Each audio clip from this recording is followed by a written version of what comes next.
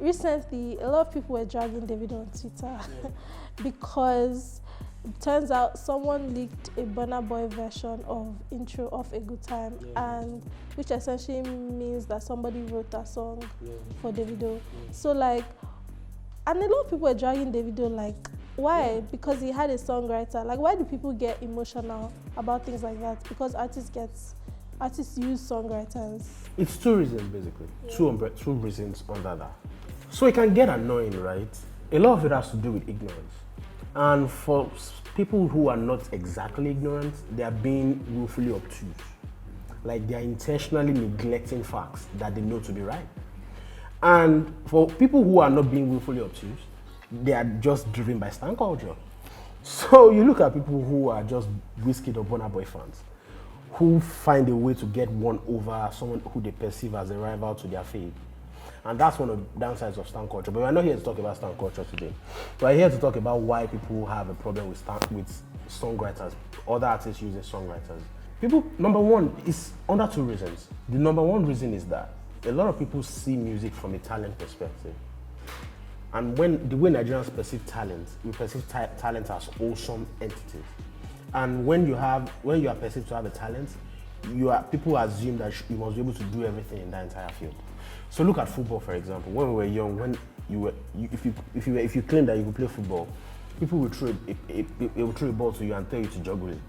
If you couldn't juggle it, the perception of you being a good footballer in their eyes sort of reduces a bit. So it's the same thing that goes with music. So when people perceive music, they see talent. They don't see the business side of it. They don't see the sustenance side of it. They don't see the superstardom side of it. They don't see the creativity side of it. They just think that if you're an artist, you have to be able to write, you have to be able to do this, you have to be able to do that. So it's perception that is birthed unnecessary expectation. And it's very, very unreasonable. Because look at it this way. Before we even get to that, and then the perception sort of became a hip-hop thing. Hip-hop is driven by a lot of personality and ego. Even though hip-hop fundamentally is an African thing, it was sort of birthed of African praise singers. Rap music was birthed of African praise singers. But hip-hop itself is built on a lot of personality, a lot of braggadocio, a lot of the way people perceive rap, the way rappers perceive themselves. That's why you see a lot of competition in hip-hop. That's why rappers have a lot of personality. Braggadocio is embedded in rap music itself. Oh, I'm the best. Oh, I'm this. Even a rapper who nobody knows is going to tell you that he's the best. So in hip-hop, you must be able to write your own raps. That was why Meek Mill was taking shots at Drake some years ago about the fact that he doesn't write his own raps. But over the years, people have sort of not been able to break off that conservative idea of writing music by yourself. Because look at it this way. Some of your biggest superstar rappers over the past few years have not been writing their raps by themselves. But because you like them, you're not going to talk about it. But you feel that because it's MCing, you must be able to write your own music by yourself. And it's not exactly fair. It is not fair. But the reason why hip-hop has sort of hip-hop has sort of, the perception thing for hip-hop and the expectation for rappers has become a thing in pop is that hip-hop has been the background for a lot of genres of music over the past 20 years. In terms of global pop culture, hip-hop has been the most influential branch in pop culture over the past 10, 15 to 20 years. You look at fashion, you look at styles of music, you look at the way people sound, you look at the way people move, you look at the choices they make. It's hip-hop in every way. I was having a conversation with Anoji recently, and he said something to me. He said, bro, turn off that screen, reduce the sound, and look at those Nigerian superstar pop artists. What do they seem like to you? And I was like, man, they look like rappers. They are the ones who move with the crew. They are the ones who have baby mamas. They are the ones who have the controversies. They are the ones who have the powerful beef. They are the ones who move like rappers of old. So it's inevitable that hip-hop is going to influence the way we think. Until Nigeria found a pop sound in the mid-2000s, when the likes of Nice, Timaya, Wande Cole, and then later Wizkid dropped their debut albums, hip-hop was the dominant, hip-hop and R&B were the most dominant sounds in Nigeria. But now, so you can't then separate what we are from hip-hop. So, but right now the problem is there's a difference between music and the music business. Two different things. When it comes to the music business, there's competition. There's a need for sustenance. There's sustainability involved. there's a need for you to be able to match the level of creativity. There's a need for you to be able to increase your level of excellence. Even though you're an exceptional songwriter, you will need a songwriter at some point in your career. Because that's just how it is. Is Beyonce not a good songwriter? She's an exceptional songwriter. But do people write for her? Absolutely. Is Drake an exceptional songwriter? People will say, oh, Drake is an exceptional songwriter. Drake writes for other people. Drake wrote for Alicia Keys. But has he needed songwriters in his career? Yes. Kanye West uses songwriters. People will tell you that as much as Kanye West uses songwriters, it gives everybody credit.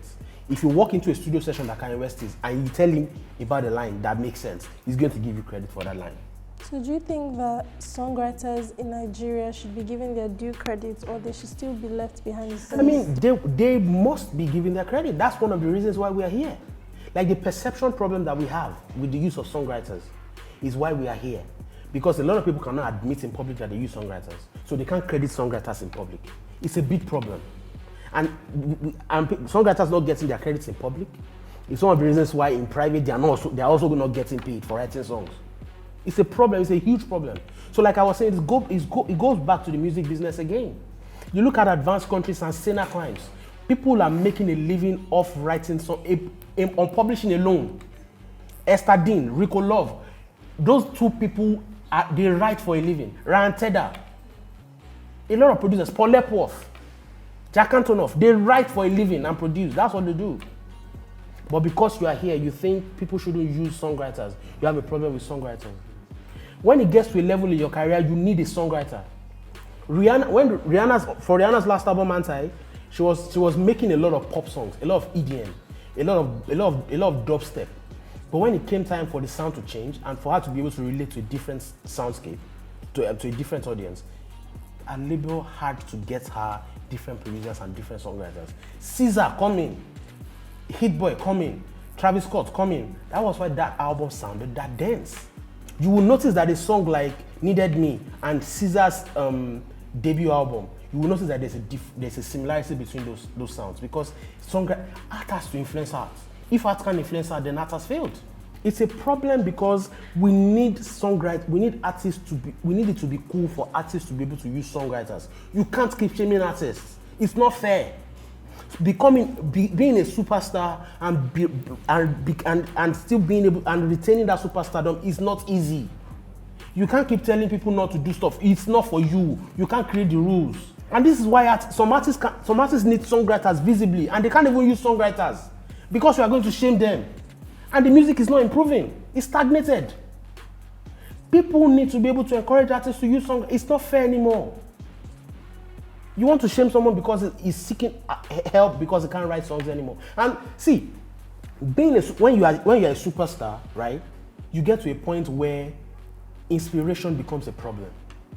You need to tap into other people's inspiration. And it's not that, so a lot of times, these people are not essentially writing the entire songs for you. Sometimes they are reference tracks for songwriting that you then improve on.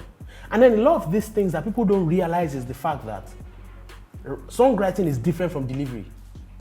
A lot of times, right? Delivery is what makes a superstar, not songwriting. Why do you think these days Vibes and Lamba can sell? Empty Lamba without great songwriting. An empty song, because it has great vibes and the artist has great delivery, it's going to be big. It's interesting that Nigerians are so particular about having songwriters when most of the music that actually blows, many of the hits that actually make that are around today are not even like that great. Exactly, it's hypocrisy, lyricism. Yeah, it's hypocrisy. Exactly. Like, it's big hypocrisy. Like, the biggest songs that have the biggest song that have the best songwriting, they end up not being the biggest songs. Like, Brimo's Yellow is one of the, like, in terms of songwriting, it's one of the best albums that you ever. Brimo's Yellow, one of the best albums you ever listen to. Imaginative songwriting. A song like Oziman Diaz will blow your mind if you know music. But is it the biggest song in Nigeria? No. You have a song like Skeletons, Techno Skeleton, 2 years ago. Huge song. What was the songwriting on it? Nothing. And even when you are looking at reference tracks and other tracks that you are listening to, you look at Drake's 10 bands I've forgotten his name now, that they wrote for Drake, and the version that Drake actually dropped. you will realize that delivery is different from astute songwriting.